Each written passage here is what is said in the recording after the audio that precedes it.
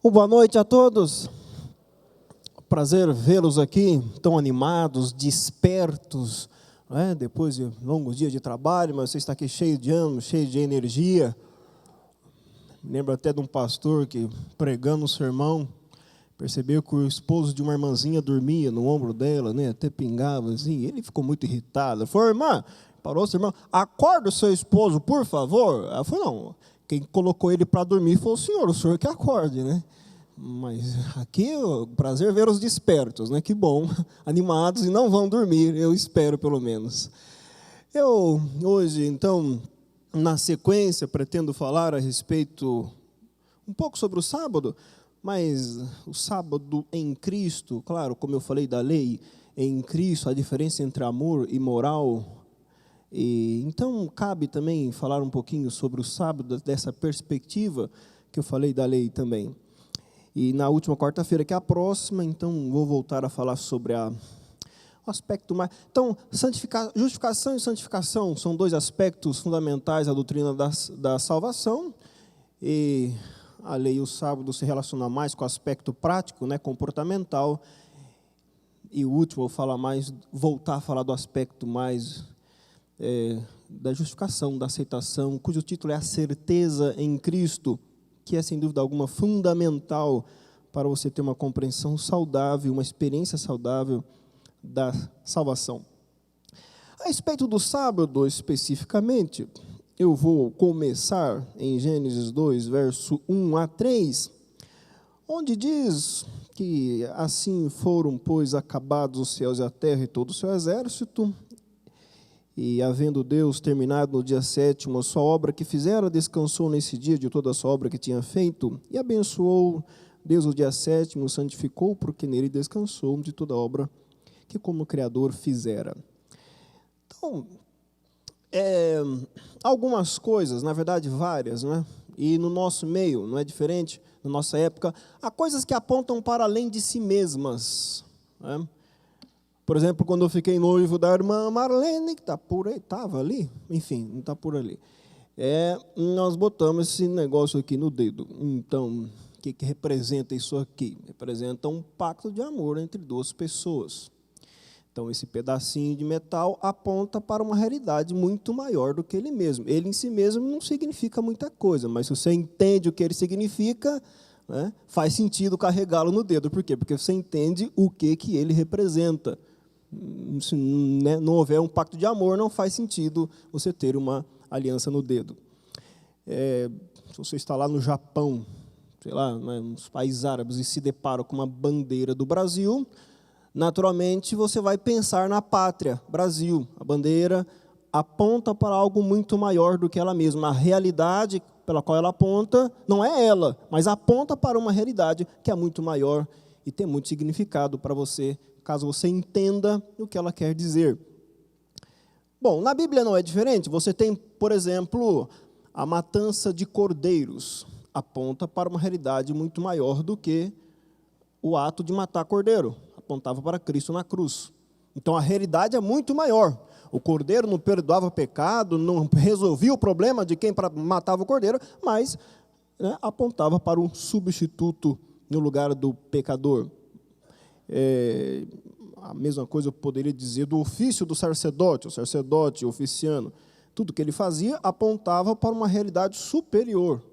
Cristo intercederia pelo ser humano no santuário celestial. Então não era um fim em si mesmo, mas apontava para uma realidade superior. E assim tantas coisas você encontra no Antigo Testamento, na nossa vida prática, coisas que elas são praticadas, são feitas, são, né, carregadas, mas elas apontam para uma realidade superior, maior. Ela mesma não é a realidade, mas ela aponta para uma realidade. Você pensa na realidade, você é afetado pela realidade através desse instrumento.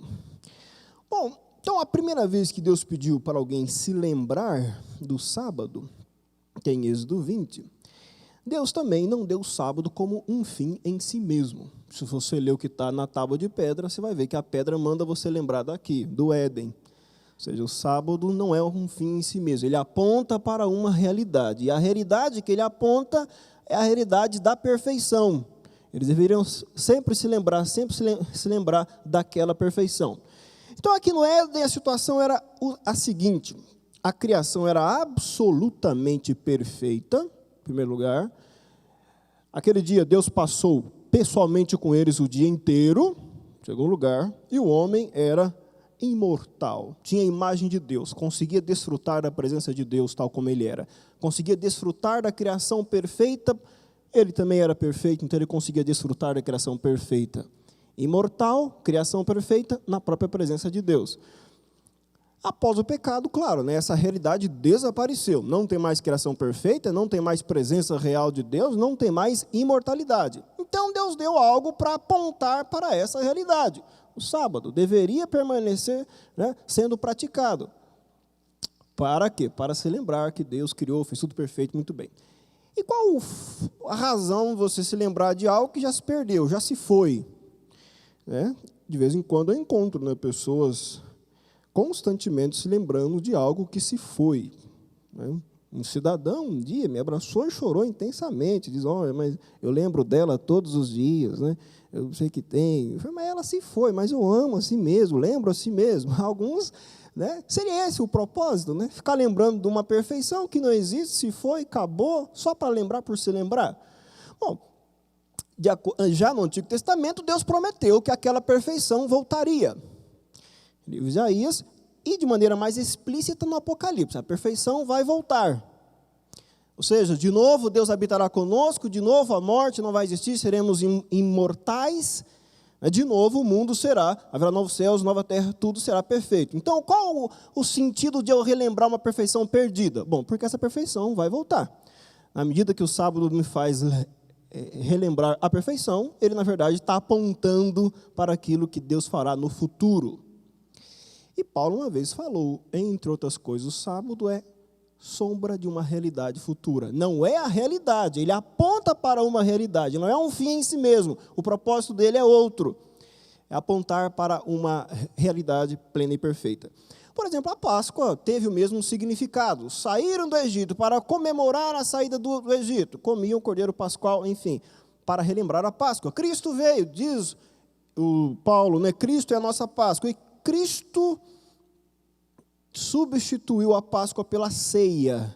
E quando nós comemos a ceia, o que fazemos? Nós relembramos o que aconteceu no passado e mais, até que ele venha, nós praticamos a ceia. Então a ceia tanto nos relembra o passado, como nos antecipa pela fé algo que é futuro, o dia que vamos ceiar com o próprio Cristo à mesa. Então, a ceia é uma das coisas que ele não é um fim em si mesmo, não tem sentido nenhum. Se você não entender e não tiver fé, você come ali o pão, bebe, não é só uma curta refeição, nada mais. Mas se você entende o que ela significa, ela relembra para você do que aconteceu na cruz, da salvação, do perdão, do direito à vida eterna dado na cruz, e antecipa, por outro lado, o dia em que, de fato, receberemos plenamente a salvação, cearemos com Cristo à mesa no seu próprio reino. Bom, o sábado é assim também. Ele aponta para uma perfeição que um dia existiu, perdemos, mas nos lembra, nos faz celebrar. Nós já temos direito à salvação, de novo, já temos direito à perfeição, já temos direito à presença de Deus, já temos direito à vida eterna. Então, o sábado é essencialmente celebração, e constantemente, no Antigo Testamento, Deus diz: celebrareis os vossos sábados. Ele usa o termo celebrar, porque é isso o significado. O que é que isso tem a ver com a salvação? Bom, muito simples. Só faz sentido você celebrar o sábado se você, de fato, recebeu a salvação. Não faz muito sentido, por exemplo, você celebrar a promoção de cargo no seu trabalho. Você era subchefe do subtécnico e foi promovido ao gerente geral. Bom, faz sentido você celebrar. Mas se não houve promoção nenhuma, se você está exatamente lá no mesmo cargo de sempre, não faz muito sentido você celebrar algo que você não tem. Então, a guarda do sábado para alcançar salvação é um contrassenso, não tem o menor sentido. Faz sentido se você recebeu a salvação pela fé em Cristo. Bom, então faz sentido você celebrar. Você já celebra aqui algo que você sabe já alcançou em Cristo Jesus. Bom, então esse é um dos primeiros propósitos do sábado. Há um outro propósito também, que é um sinal, né? O sábado é chamado de sinal. Veja, algumas coisas na Bíblia recebem muitos nomes. Por exemplo, Cristo, né? Leão, cordeiro, é considerado primogênito, unigênito, filho do homem, filho de Deus, e tantos outros termos, para falar da mesma pessoa, né? São perspectivas diferentes da mesma realidade. O sábado também é chamado de várias coisas. Uma delas é sinal. Sinal de santificação. Ezequiel capítulo 20. O que quer dizer um sinal? Mais ou menos assim. Nós temos por aí, pelas estradas, né, um tipo de sinal, eu vou falar de dois tipos. Um é meramente indicador. O que é um sinal indicador? Você está andando na estrada e vê uma placa indicando uma lombada.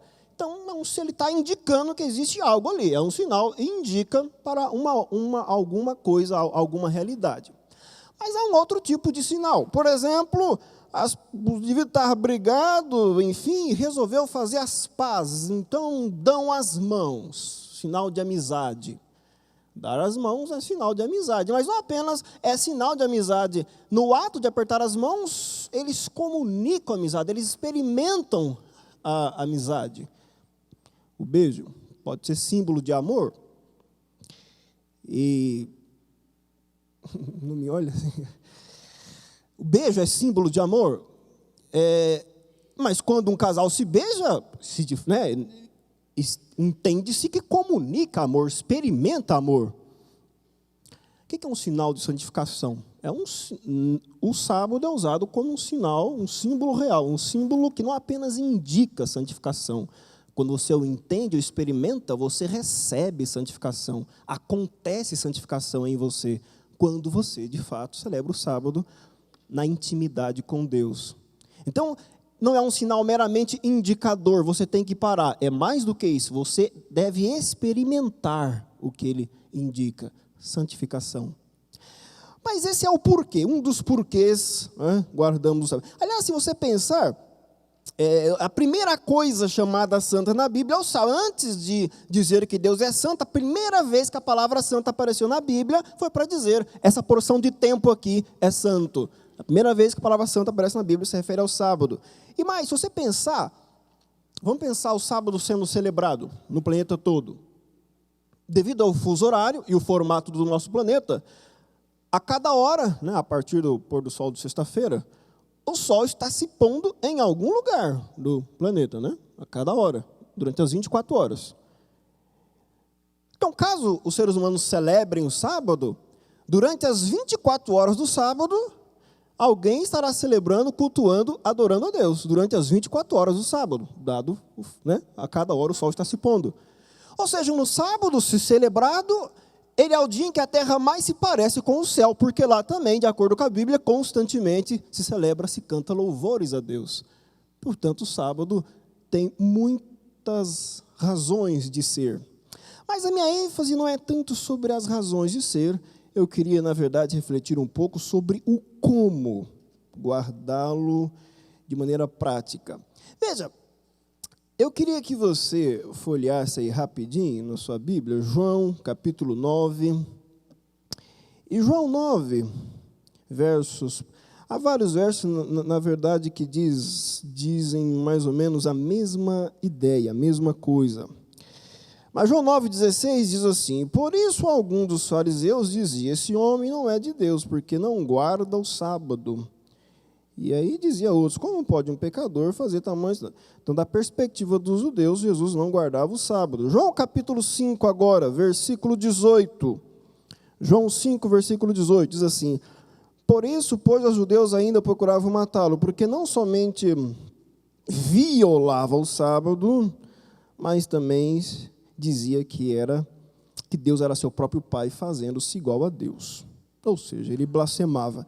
Então, da perspectiva dos judeus, é curioso. Cristo não apenas blasfemava, fazia-se igual a Deus, mas ele também violava o sábado. E eu queria refletir, a partir daqui, por que você acha que na perspectiva dos judeus, Cristo violava o sábado? Cristo não guardava o sábado, da perspectiva deles. E eu uma vez ouvi na Federal do Rio de Janeiro, uma mulher que fez o doutorado dela baseada numa obra chamada Talmud, e ela falou que lá havia mais de 40 páginas sobre o sábado. Talmud é o seguinte: desde que o povo de Israel saiu do cativeiro babilônico, quando Nabucodonosor levou Daniel, depois levou Ezequiel, aquela época lá, aí o povo ficou escravo lá, depois eles conseguiram voltar para a terra deles. Então eles pegaram firme na lei, né? Falaram, agora é para valer, né? Nós nunca mais vamos ser cativos, vamos ser fiel até, né? Debaixo d'água, tá? Então saiu a seguinte história, em algum momento, que não dá para dizer exatamente quando, mas surgiu a seguinte história. Se você contar as leis do Pentateuco, né? Gênesis a Deuteronômio, tem 613 leis, correto? Deuteronômio, Torá, né? Do judeu, 613 leis. Alguém conseguiu convencer o pessoal do seguinte: além dessas 613 escritas, Deus deu mais 613 para Moisés, só que ele não escreveu. O que Moisés fez? Ele contou para os anciãos, foi passada oralmente, mas foi Deus que deu, tem o mesmo valor. E essa Torá oral passada para os anciãos ficou, no Novo Testamento, ela aparece como tradição dos anciãos. Algumas vezes você encontra essa expressão no Novo Testamento. Por exemplo, para alguém comer, tinha que fazer certas lavagens, botar uma aguinha aqui na palma da mão, deixar escorrer. São as lavagens cerimoniais para poder comer. Cristo não fazia nada disso, bom, então dizia que ele estava violando a tradição dos anciãos. Então, a tradição dos anciãos é isso, essa lei oral. Aí, depois de algum tempo, alguns séculos depois de eles terem sido expulsos de novo, né, anos 70, anos 135, os judeus foram aí expulsos da sua própria terra, houve a necessidade de começar a escrever. Escreveram lá 613 leis. Com o passar do tempo, ficou meio obscuro algumas coisas. Veio um rabino e fez um comentário sobre a lei oral que agora havia sido escrita. Com o passar do tempo, veio alguém e fez um comentário sobre o comentário que já era um comentário da lei escrita. E assim, esses comentários no decorrer do século, está na obra chamada Talmud. Pois bem, e mais ou menos 40 páginas, dizia essa professora que eu ouvi, trata sobre o sábado, como guardá-lo. Então, por exemplo, se você carregar um pano qualquer, né, é trabalho no sábado. Agora, se você costurar na sua roupa, aí não é, porque faz parte da tua roupa. Mas mais ou menos esse tipo de crença, né? Você encontra no Novo Testamento a seguinte expressão: e fulano andou à distância de um sábado. O que essa frase quer dizer? Que, de acordo com a tradição dos anciãos, havia o limite para você andar. Mas aí alguns discutiam, mas e se houver necessidade de andar um pouco mais? Bom, aí surgiu a seguinte ideia, os rabinos debatendo, né? É o seguinte: se você botar na sexta-feira uma comida, né? Você anda lá 2 milhas, é o limite. Aí você põe uma comida lá qualquer, bem no limite, aí você anda até lá e come, você pode começar a andar mais 2 milhas, porque ali é como se fosse a tua casa, aí zera, aí você pode andar de novo. Esse é o tipo de debate, como guardar o sábado, né? Bom, Cristo não fez nada disso, obviamente. Então, da perspectiva deles, não tem dúvida, Cristo jamais guardou um sábado. No entanto, vai lá Mateus capítulo 12, para eu ser um pouco mais concreto sobre a postura de Cristo. Você lembra que o meu primeiro sermão foi a salvação em Cristo, o segundo a lei em Cristo, e esse aqui, é claro, o sábado em Cristo. Cristo como modelo do sábado me parece a melhor forma de compreendê-lo e experimentá-lo de maneira produtiva. Mateus 12, uma historinha, na verdade que tem 2 histórias, mas é o princípio delas que importa. Eu vou ler um pouco assim, rápido, só para relembrar. Você acompanha aí, ou vai ouvindo, e se eu ler muito depressa, se você não pegar algum detalhe, você lê depois na tua casa com mais calma. Mateus capítulo 12, verso 1 diz: por aquele tempo, em dia de sábado, passou Jesus pelas searas. Ora, estando os seus discípulos com fome, entraram a colher espigas e a comer. Os fariseus, porém, vendo isso, disseram-lhe: eis que os teus discípulos fazem o que não é lícito fazer em dia de sábado. Mas Jesus lhes disse: não leste o que fez Davi, quando ele e seus companheiros tiveram fome, como entrou em casa de Deus e comeram os pães da proposição, os quais não lhes era lícito comer, nem a ele, nem aos que com ele estavam, mas exclusivamente aos sacerdotes? Ou não lestes na lei que aos sábados os sacerdotes no templo violam o sábado e ficam sem culpa? Pois eu vos digo, aqui está quem é maior do que o templo. Até aqui. Então veja, por que da perspectiva dos judeus, o discípulo pegar a espiga era pecado? Por dois motivos. Pelo trabalho de colher, e em segundo lugar, porque alguém trabalhou para plantar aquele milho, para nascer. Então ele estava usufruindo do trabalho de alguém. E em segundo lugar, ele estava também executando um trabalho. Dois pecados numa tacada só. Bom, como é que Cristo respondeu? Cristo contou uma outra historinha. Davi estava morrendo de fome, estava fugindo de Saul, ele e os homens dele, não tinha outra opção. Chegaram no templo e comeram os pães que só o sacerdote podia comer. E Cristo não imputa pecado a Davi. Né? Não teve pecado nenhum. Só o sacerdote podia comer. Se alguém comesse, pecado. Mas naquele caso não teve. O que está por detrás aí? Os discípulos com fome, colhe. Davi com fome, pegou. Ou seja, aquilo que é essencial à vida, para a manutenção da vida, corresponde ou está em harmonia com o sábado. Há mais um ponto. O sacerdote viola. Entendiam que Cristo violava o sábado. Pois bem, ele falou, o sacerdote viola. Olha o que o sacerdote faz aos sábados. Então, só para relembrar, matava cordeiro, abria o cordeiro no meio, né? Tirava a gordura, punha no lugar, queimava, pegava sangue, punha nos chifres do altar, punha dentro do altar, pegava incenso, levava para o altar de incenso, retirava os pães antigos, colocava pães novos, fazia manutenção das lâmpadas do templo. E no templo, na época de Cristo, que era muito maior do que a tenda lá no deserto, o trabalho também era muito maior.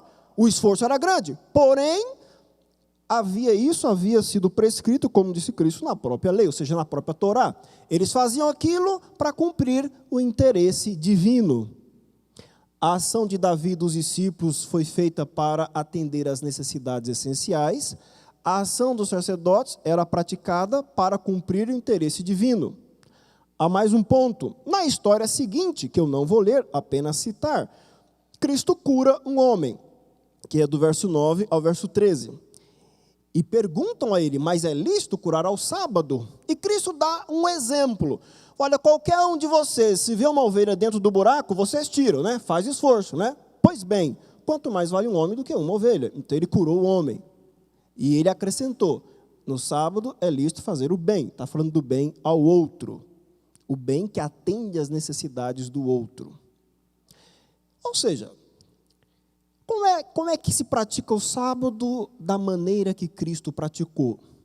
Praticando esses três princípios. Não é o que você faz, mas o porquê você faz. Quando envolve um esforço, envolve uma ação, envolve um trabalho, visando a cumprir os interesses divinos, corresponde com o espírito do sábado. Um trabalho visando a atender, um esforço visando a atender às necessidades reais, a manutenção da vida. Ou um trabalho que visa atender ou satisfazer, sanar as necessidades do outro, o bem ao outro. Se está em um desses três princípios, para Cristo, corresponde, está em harmonia com o espírito do sábado.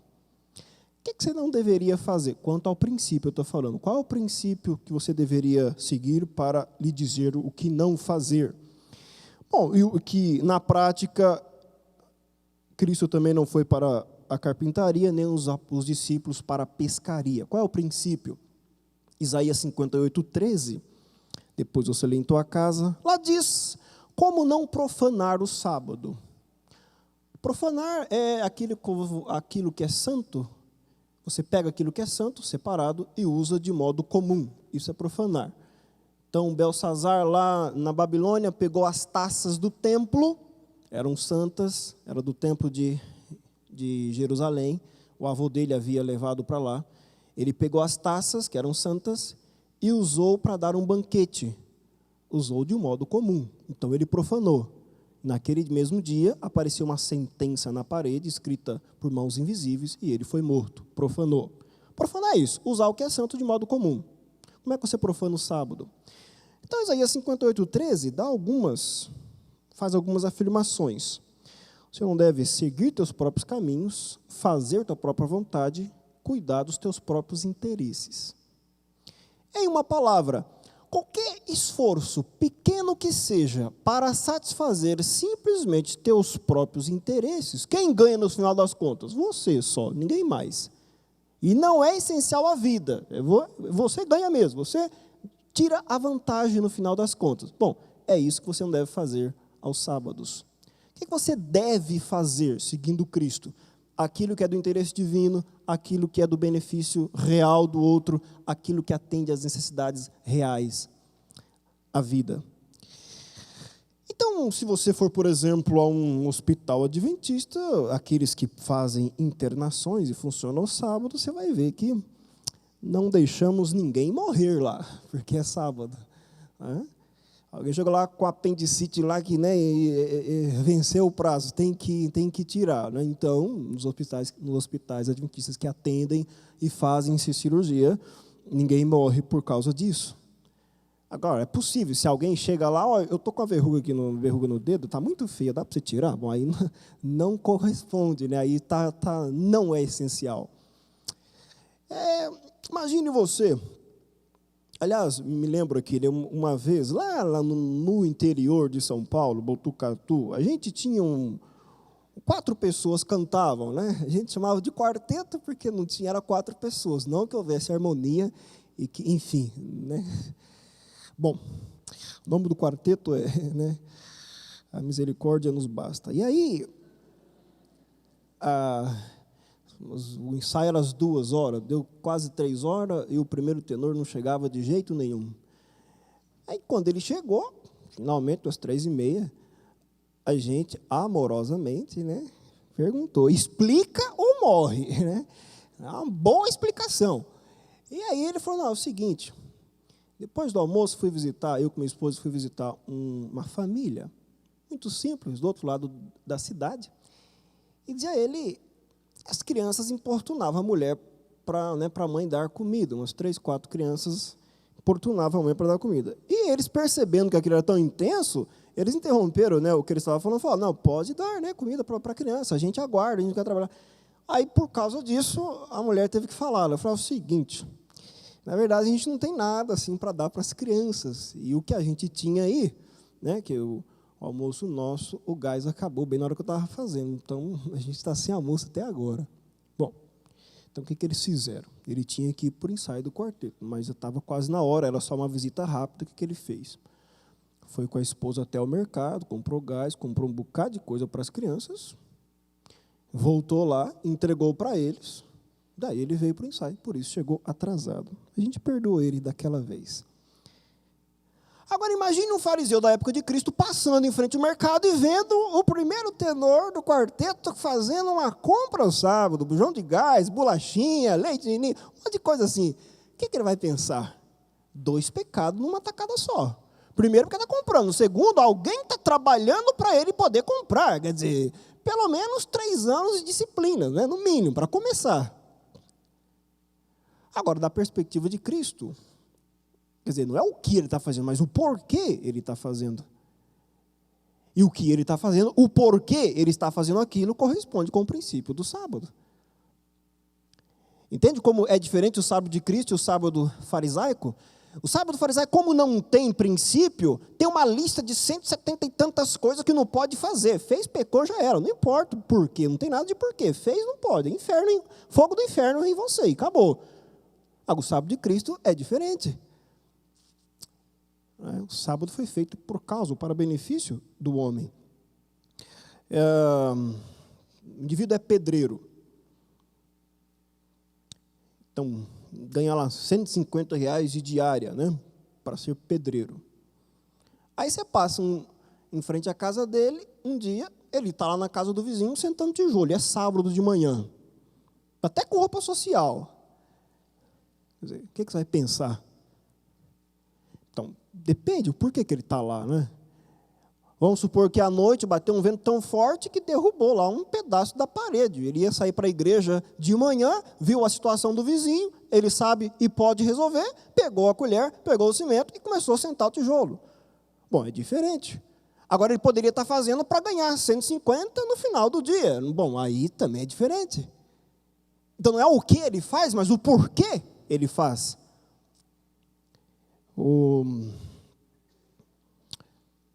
Parece que foi no interior de Santa Catarina. O indivíduo, membro da igreja, né? Chegou em casa depois do culto, alguém bateu na porta, ele tinha uma autoelétrica, né? O indivíduo falou, estou com o carro ali na pista, parado, estava de viagem, apagou, não sei, e se você é a única autoelétrica que tem aqui perto, já me informei, e eu preciso seguir viagem, né? Mas apagou, né? O problema elétrico. Aí, bom, o cidadão foi, se trocou, pegou o carro dele, foi até onde estava o carro do viajante, não dava para arrumar lá, puxou, né? Amarrou uma corda, puxou até a oficina, fez o trabalho que tinha que fazer. 2 horas depois lá, estava pronto para o cidadão viajar. O cidadão falou, quanto custa? Eu falei, isso aqui já está pago. Eu falei, como pago? Quanto custa? Eu falei, não, eu sou adventista, tal, isso aqui. E insistir, ele falou, não precisa insistir que eu não vou receber. Eu sou adventista, guardo o sábado, não trabalho ao sábado, mas ao sábado é lícito fazer o bem. Então, por isso eu consertei seu carro, mas em hipótese alguma eu cobraria de você. Pergunto, como que você acha que ele teria representado melhor Cristo? Volta aí depois do pôr do sol ou fazendo o que ele fez? Então percebe que em Cristo as coisas ficam diferentes, tem muito mais sentido se você tiver Cristo como exemplo, inclusive a prática do sábado. Claro, nós não precisamos do sábado apenas não é por causa dos outros somente, é por causa de nós precisamos. Quando nós paramos, nós dizemos, eu preciso que as realidades futuras me transformem aqui, eu preciso que Deus me santifique. Nós temos necessidades das bênçãos do sábado. O que não pode acontecer é você tornar o sábado um meio de alcançar salvação. Aí você depravou, você acabou com o significado do sábado. Você mata o sábado quando você o pratica para alcançar. Não, se você não está celebrando a salvação em Cristo, você não entendeu o sábado, não entendeu salvação, não entendeu Cristo. Você está se aproximando do farisaísmo. O sábado em Cristo é uma das melhores coisas para ser praticada por qualquer ser humano. Nós aceitamos e admitimos, precisamos do sábado. A necessidade é mais ou menos como aquela história, né? Os que dizem que não necessitam e nós dizemos, nós precisamos. É como aquele cidadão que, na década de 70, foi campeão dos pesos pesados, andando pegou um voo qualquer, e a aeromoça passou pelos corredores para ver se todos estavam com um cinto de segurança. Ao chegar na poltrona dele, ele estava sem o cinto de segurança. E ela disse, o senhor, por gentileza, poderia botar o cinto de segurança? O campeão, arrogantemente, respondeu, super-homem não precisa de cinto de segurança. No mesmo fôlego, a moça respondeu, bom, super-homem também não precisa de avião, né? Nós precisamos do sábado, precisamos das bênçãos do sábado. Ele é bom para nós, é bom para a tua família, é bom para a nossa comunidade, é bom para a nossa vida, é bom para a nossa fé, é bom para nos aproximarmos de Cristo. Tem uma bênção especial, tem uma santificação especial. Nada fortifica tanto a nossa fé como celebrar a salvação que Cristo já nos deu, que Cristo já nos garantiu por meio de sua morte na cruz. Todos aqui, suponho, praticam e vivem o sábado. E se houver alguém que não o pratica da forma como Cristo pratica, então meu apelo é para você. Aceite o sábado conforme Cristo. Pratique o sábado conforme Cristo praticou. Faz todo sentido ser cristão praticando o sábado, exemplificado, mostrado, vivido pelo nosso Salvador. Que seja essa a sua realidade, seja essa a tua experiência, em nome de Jesus. Amém.